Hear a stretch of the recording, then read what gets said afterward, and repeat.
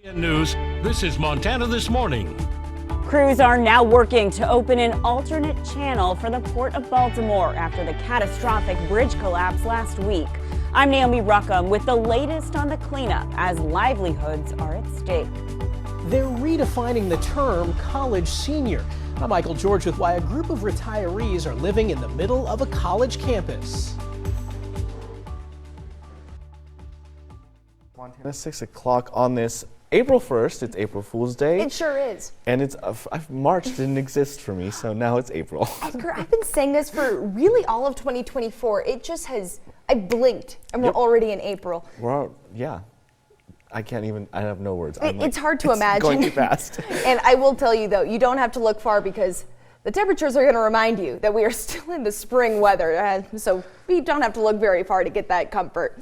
Now, taking a look at the temperatures across the southwest Montana at the moment, West Yellowstone going to be the chilliest spot around us, but everywhere else really dealing with 20s, maybe some 30s here and there. Putting this all into Futurecast, these clouds are going to be moving throughout our system, but really hugging around the Gallatin Valley throughout the day today. Over near Butte, gonna have some beautiful skies. Gonna be really, really nice, but a few more clouds over near the Bozeman area. Putting this all into the day planner, we are going to have some comfortable temperatures come the later portion of the afternoon in Bozeman. And Butte, beautiful, bright, sunny skies for you.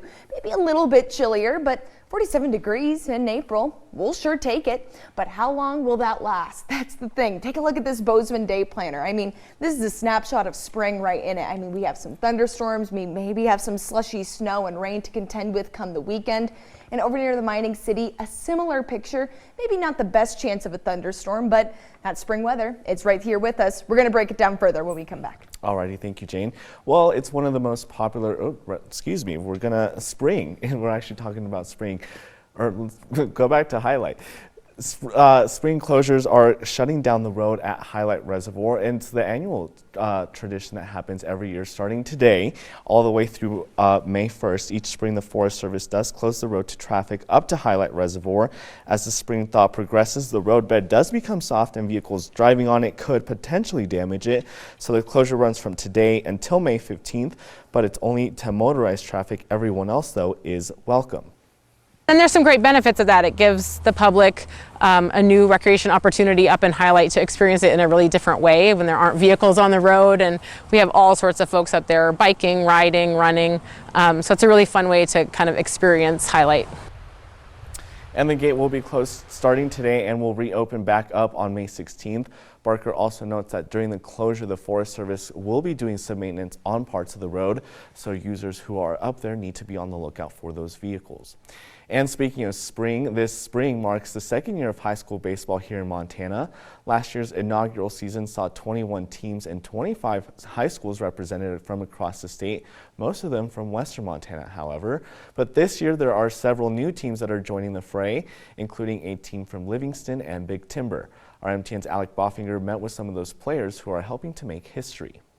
When you look around the Livingston gym as the baseball team practices, it doesn't look like a high school team that's in its inaugural season. That's because these kids have been part of the Legion program in town, and now they're trying to roll some of that success right into the high school. We have a great group of boys. They've been successful in the Babe. They've been successful in the Legion program. We're young, but we have a really strong group of sophomores, freshmen, and then, with the 8th graders coming up, we're really excited about where we're headed, not just this year, but in the future. I mean, I think we're all excited. We are a young team, but I think as seniors, we've been kind of waiting for a strong baseball program in town. We've always had Legion, but I think we're all very excited to have high school baseball. Young may be an understatement, as the Rangers will feature just 3 seniors and 3 juniors. But that shows the level of excitement amongst the younger crowd to get baseball rolling. We had 25 kids come out for the baseball team. That's exciting. And so it really just kind of sent a message to the community that baseball was important. It's really exciting to have it as a high school sport, and it's the first high school sport I've played. It's usually just like Babe Ruth and Legion stuff, so it's exciting, yeah.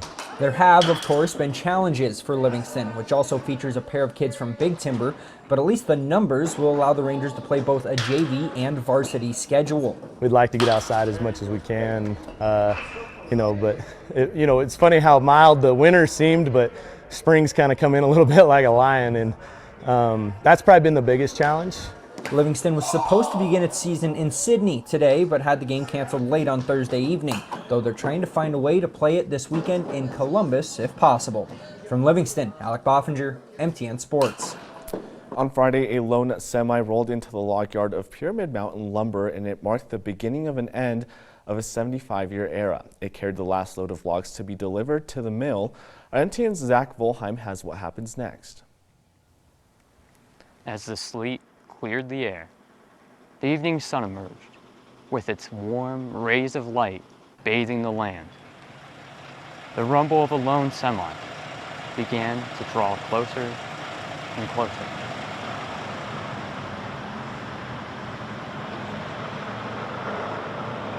On Friday, that lone semi marked the beginning of the end of a 75-year era. It carried the last load of logs to be delivered at Pyramid Mountain Lumber. The mill will process that last load into August. After that, it will prepare for auction. Pyramid Mountain Lumber is closing because, with the higher day-to-day costs that exist after the pandemic, they needed to hire more people to increase production. But hiring more people was out of Pyramid's hands. There simply wasn't enough people in the area, and with this labor shortage, they were unable to meet sustainable production amounts, forcing them into closure. Located in Sealy Lake, the mill has been in operation for 75 years and has been the main employer for the town. Some employees have spent the majority of their lives working there. Yeah, when you're down here over and then it's gone, it's pretty depressing. Yeah, it's pretty sad. The day I'm not out here again, I'll still come by and have good memories. The closure brings uncertainty to the employees that work at the mill. Jerry Wood plans to retire, but for Wendy Dalrymple, that's not an option. When asked what her plans are for after the closure, she said the options are limited. I don't know. That's a tough one. I'm hoping to remain in Sealy Lake, either find another position here or work remotely for somebody else or commute to Missoula. It's pretty much my options. For the president of Pyramid Mountain Lumber, Todd Johnson, who worked at the mill ever since he was in 6th grade, took the delivery of the last load as a means to celebrate all the support that the mill has received over the years. Despite it feeling a little bit like a punch in the gut, I'd say is the best way to describe it, to see that last load come in. But it made it better to have employees come and have all our staff there, and even some of our former employees that worked here for 30 plus years showed up today to help us with this as well. So it's neat to see. A lot of community members showed up as well. I was surprised when I got here, and people that don't even work here, but have friends or their dad works here or whatever, they were here to help celebrate. So. that last semi represented something more than just the end of an era. It represented the relationship that the community of Sealy Lake and Pyramid Mountain Lumber have had for 75 years, as the community showed out in strides today to support the pillar of their community. As the closure continues to unfold, we'll be sure to keep up our coverage. In Sealy Lake, I'm Zach Volheim, MTN News. Federal officials are now working to open an alternate channel for marine traffic near Baltimore's Francis Scott Key Bridge since its collapse last week after it was hit by a cargo ship. 6 construction workers were killed in the accident. Today, CBS's Naomi Ruckham brings us the latest on the massive cleanup effort that's now underway this morning and the next steps in fully reopening the Port of Baltimore. High-powered cleanup equipment has arrived at the site of the Francis Scott Key Bridge collapse with one lofty mission: clear the channel and fully reopen the Port of Baltimore. The U.S. Navy is supplying 4 heavy lift cranes to help remove up to 4,000 tons of debris. Secretary of Transportation Pete Buttigieg spoke of the importance of this operation on CBS's Face the Nation Sunday. It has to be done because that is the only way to get into most of the Port of Baltimore. And of course, it's important not just to the people and the workers of Baltimore, but to our national supply chains.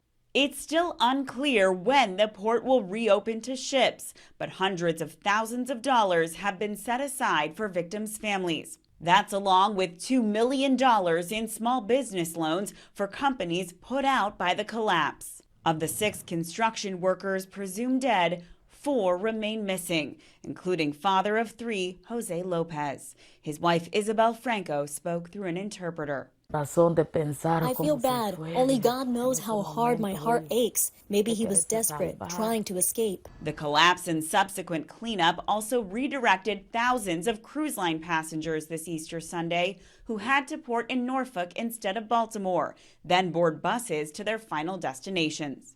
Those passengers patient and keeping perspective as crews have paused the search and recovery efforts to prioritize cleanup. Naomi Ruckham, CBS News. The new alternate channel will also only be open to government and commercial vessels directly involved with the response efforts. The public is also being asked to call a debris hotline if they come across any parts or equipment from the collapse. President Biden said that he also plans to visit the site at some point this week. And switching gears, there's a college in New York that has started a new unusual experiment that's asking retired seniors to live on campus, taking classes with students. Scripps News' Michael George spoke with the residents, both the elderly and young students, about how it's going. Meet Howard and Judy Zweig. They're college seniors of a different type at SUNY Purchase in New York. The couple, in their 80s, lives in a retirement community built right in the middle of campus. It's been fabulous. The Zweigs say they chose an apartment at Broadview at Purchase College because they love learning and new experiences. It's been wonderful. We walk all over the campus and we go everywhere. Right, left, right. Seniors living on campus can take salsa lessons taught by 19-year-old sophomore Selah Annunziata. They can go to school events and concerts and even take classes. We're taking a class right now on the history of Africa. And many people ask, why did you choose that class? Simple answer. We don't know anything about Africa, and we felt we'd like to learn about it. Now, when you take a class, does this mean that you're having exams? No, and that's why we take the class. Annunziata, who attends classes with some of the elderly residents, says she's learning from them, too. I feel like the senior citizens in the class, they have a lot to add because they have more experience in the world. Just 3 months since its opening, more than half of the 200 senior living units are occupied. And the Zweigs say they haven't seen any wild college parties. In fact, the students have been great neighbors. We've learned that living intergenerationally really works well. I think it's keeping us younger. Left, right, left. Redefining retirement and proving you're never too old to learn something new. Michael George, CBS News, Purchase, New York. I wonder if they tear it up at the bars. I feel like that'd be fun. Love it. And it's all for a good cause too. 75% of the profits from the new senior living center do go towards scholarships. And back a little closer to home, we all know that vehicles can be expensive and sometimes getting around them can sometimes feel like more of a burden than a luxury. RMTN's Marcus Kakova reports in Billings about how City College is now aiming to undo the cost of knowledge and barriers that are associated with our transportation. So we're talking about fluids, we're talking about belts, we're talking about tires. I, for one, know that anytime my truck decides to show off the fun new sounds it learned on the road to despair, I panic. The cost of replacing a car is very expensive. Cars will last a long time if you spend a few extra dollars here and there making sure the maintenance is done on them. Kat Fowl, the department chair for transportation and welding at City College at MSUB, is taking time on the weekend to empower Montana's women so they don't panic. I think it's given me tools to be more independent when my car does break down. I like cars, but I know nothing about them. So I thought it was a great opportunity for me to learn about these things. I might make a career out of it. As all education shows us, everyone has to begin learning somewhere. In high school, I had an old pickup and it was always breaking down. And I was so frustrated that I never knew how to fix it. And it just clicked. I loved math. I loved science. And for a number of women in the class, this learning begins after being born to cultures more focused on public transportation and walkable cities. I'm from Russia, and just like you said, I've been using public transportation all my life there. I never drove a car. My mom didn't either. Where I come from, I never drove, and my parents really didn't drive, so I really didn't have anybody to introduce me to cars. For a few years, I didn't even know how to put the gas in. In Europe, you don't typically pump your own gas. Kat says she aims to make a space for these women to feel comfortable, to arm themselves with questions and understanding. You are empowered to ask that technician, why are we replacing this? Or should we be doing this? Or hey, will you look at my brakes while you're rotating your tires? So it's just more knowledge. Marcus Kakova, MTN News.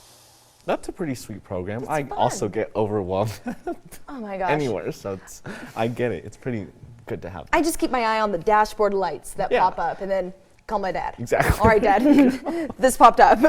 All right. Well, yesterday was Easter. We had a little bit of snow yesterday, so Yeah, we had a little bit. Montana, we're not, we have Easter egg hunts in the snow, something I grew up with. But easy. in Florida, Whoa. there's a different kind of Easter egg hunt. The Hold your breath. Easter Bunny grabbed his full scuba gear and went under the water.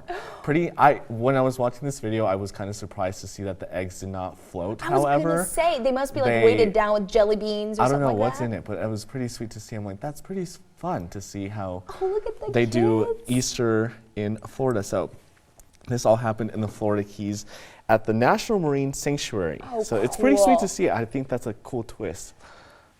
Florida just does it different.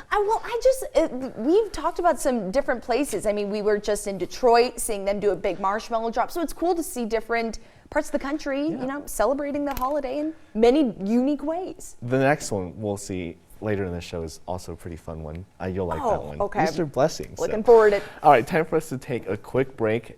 Coming up after the commercials, more and more people, Americans, are trying to move out of the country and live abroad. We'll show you the trends and where people are headed and how hard it is to move abroad.